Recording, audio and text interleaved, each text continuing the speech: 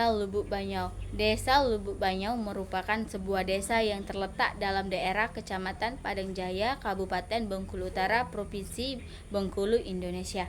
Desa ini dikenal dengan semangat gotong royong dan berbagai inisiatif pembangunan yang melibatkan masyarakat secara aktif. Pada tahun 2023, Desa Lubuk Banyau memiliki jumlah penduduk berjumlah 1.872 jiwa dan jumlah KK 580 yang terbesar di 4 dusun. Desa ini dipimpin oleh Ahori Yanto dengan Sekretaris Desa Budi Harto SAP. Selanjutnya, profil PT yang bersangkutan. Nama perusahaan PT Sanabi Indah Lestari, bidang usaha perkebunan dan industri kelapa sawit. Tahun berdiri PT ini tahun 1998. Lokasi operasional Kabupaten Bengkulu Utara, Provinsi Bengkulu. Alamat kantor pusat Jalan Tomang Raya nomor 47E, Tomang, Jakarta Barat 11440. Selanjutnya, operasional dan kapasitas produksi PT Sil mengelola perkebunan kelapa sawit seluas 15 hektar yang tersebar di 3 wilayah di Bengkulu Utara. Perusahaan ini juga memiliki pabrik pengelolaan kelapa sawit di Desa Lubuk Banyau, Kecamatan Padangjaya dengan kapasitas pengelolaan 45 ton tandan buah segar atau TBS per jam, menghasilkan sekitar 4.500 ton per bulan. Pabrik ini dioperasikan dengan konsep zero waste sesuai dengan protokol Kyoto melalui Clean Development atau CDM Carbon Project yang bertujuan untuk mereduksi emisi gas rumah kaca. Sejarah konflik dan faktor konflik. Yang pertama, konflik sengketa tanah oleh pihak PT Sil dan masyarakat. Konflik antara masyarakat Desa Lubuk Banyau, Kecamatan Padangjaya, Kabupaten Bengkulu Utara dengan PT Sanabi Indah Lestari atau PT Sil merupakan bagian dari sengketa agraria yang telah berlangsung lama dan kompleks. Berikut ini adalah uraian kronologis dan dinamika konflik tersebut.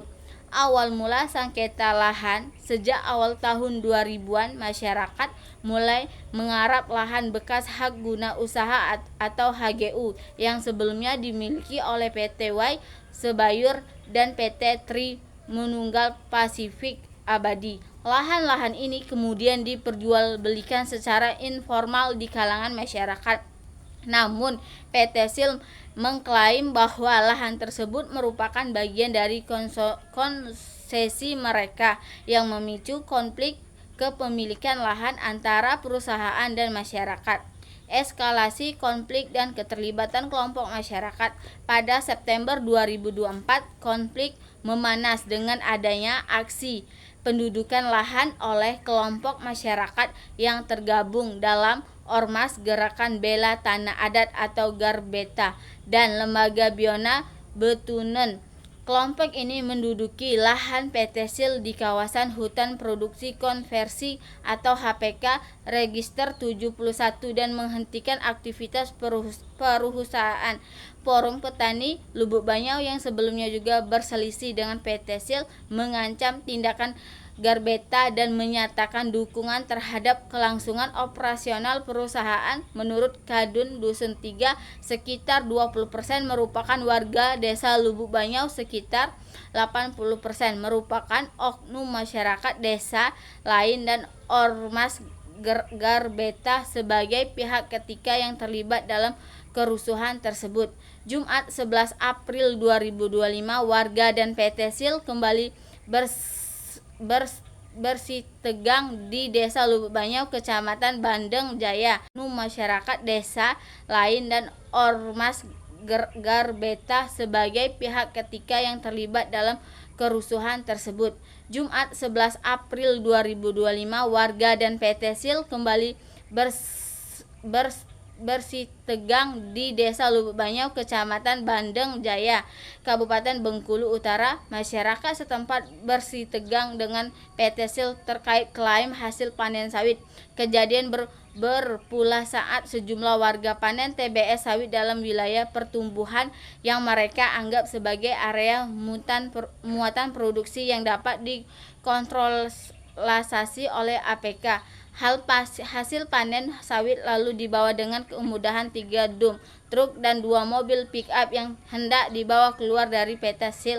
Pihak PT Sil yang merasa hasil panen sawit itu berasal dari tanaman milik perusahaan lalu menutup jalan dengan melakukan pemotalan. Tindakan perusahaan menutup portal oleh perusahaan memicu amarah warga yang hendak membawa hasil panen keluar. Kericuhan pun tak merelakan bahwa terdengar suara tembakan berulang kali untuk meredam bentrok antara massa warga dengan petugas keamanan PT Sil. Kejadian berulang saat masyarakat ingin menjual TBS sawit kepada perusahaan namun tidak diterima oleh perusahaan pada Kamis 10 April 2025. Oleh sebab itu, masyarakat beranjak pergi untuk menjual sawit tersebut ke pengumpul ataupun penerima lain pada Jumat 11 April 2025. Permasalahan sengketa tanah tersebut berujung musyawarah, namun di akhir bulan masih dalam proses penyelesaian di pengadilan. Selanjutnya, faktor-faktor pemicu konflik tersebut. Yang pertama, sengketa lahan. Konflik sering terjadi karena perusahaan membeli lahan yang ternyata sudah dikuasai masyarakat, baik melalui klaim adat atau penggunaan tradisional. Yang kedua, klaim lahan adat. Masyarakat sering merasa bahwa perusahaan mengabaikan hak-hak adat mereka atas lahan yang telah digunakan atas dikuasai secara turun-temurun. Yang ketiga, penyerobotan lahan. Beberapa kasus menunjukkan bahwa perusahaan diduga melakukan penyerobotan atau pengambilan lahan secara paksa atau ilegal. Yang keempat, pemanenan yang dianggap melanggar. Masyarakat sering protes terhadap kegiatan pemanenan yang dilakukan perusahaan di lahan yang dianggap sebagai lahan sengketa. Yang kelima, pengarahan yang diduga. Beberapa kasus menunjukkan adanya penjarahan buah sawit oleh kelompok masyarakat yang merasa tidak puas dengan kebijakan perusahaan atau klaim lahan. Dampak konflik tersebut. Yang pertama, kerugian ekonomi PT Sil. PT Sil mengalami kerugian puluhan miliar rupiah akibat sengketa lahan dan pengambilan pengelolaan oleh masyarakat selama 6 bulan. Perusahaan tidak dapat melakukan panen dan kehilangan pendapatan potensial. Yang kedua, ketegangan sosial. Konflik agraria memicu ketegangan antara masyarakat dan perusahaan, terutama jika terdapat klaim hak kelola yang bertentangan. Ketegangan ini dapat berujung pada tindakan represif dan kekerasan jika tidak diselesaikan dengan baik. Yang ketiga, potensi pelanggaran hak asasi manusia. Jika aparat keamanan dilibatkan dalam tindakan represif untuk mengusir masyarakat, maka dapat terjadi pelanggaran hak asasi manusia seperti hak untuk hidup, hak untuk memiliki pekerjaan, dan hak untuk mendapatkan keadilan.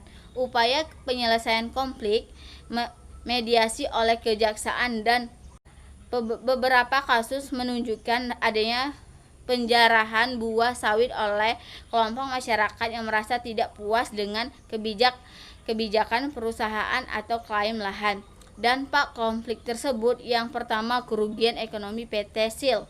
PT Sil mengalami kerugian puluhan miliar rupiah akibat sengketa lahan dan pengambilan pengelolaan oleh masyarakat selama 6 bulan. Perusahaan tidak dapat melakukan panen dan kehilangan pendapatan potensial.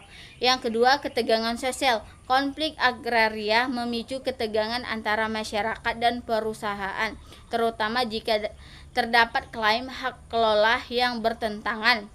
Ketegangan ini dapat berujung pada tindakan represif dan kekerasan jika tidak diselesaikan dengan baik. Yang ketiga, potensi pelanggaran hak asasi manusia. Jika aparat keamanan dilibatkan dalam tindakan represif untuk mengusir masyarakat, maka dapat terjadi pelanggaran hak asasi manusia seperti hak untuk hidup, hak untuk memiliki pekerjaan, dan hak untuk mendapatkan keadilan.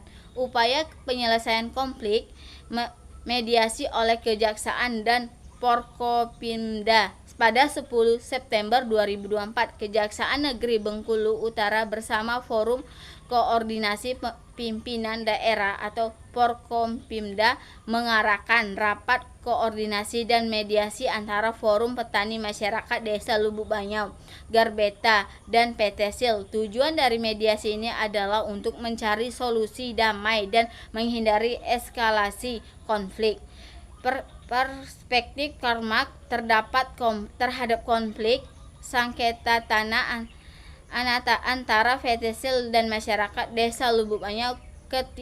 Ketimpangan kelas dan kepemilikan tanah merupakan menurut Karl Marx, konflik sosial adalah hasil dari pertentangan antara kelas pemilik alat produksi dan kelas pekerja. Dalam konflik ini, PT SIL merepresentasikan kelas borjuis yang menguasai tanah melalui hak guna usaha, sementara masyarakat lokal sebagai proletar kehilangan akses terhadap sumber daya.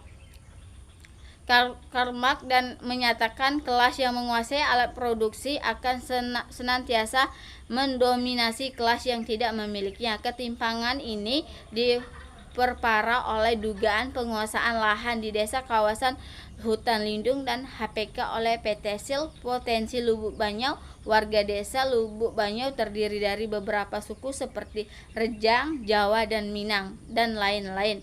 Penduduk desa kebanyakan bekerja sebagai perkebunan sawit, kopi, karet, dan petani padi serta pegawai pemerintah.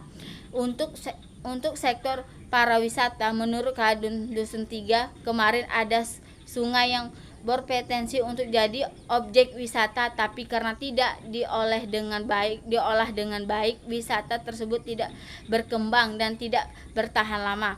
Nah, dari penjelasan saya di atas, kesimpulan dari pembahasan ini, masyarakat dan PT SIL berkonflik dimulai dari 2024 sampai tahun 2025 akibat sengketa tanah adat dan kesalahpahaman antara masyarakat dengan warga desa soal permanenan sawit oleh masyarakat. Oleh karena itu, PT menutup portal memicu amarah warga yang hendak membawa hasil panen keluar.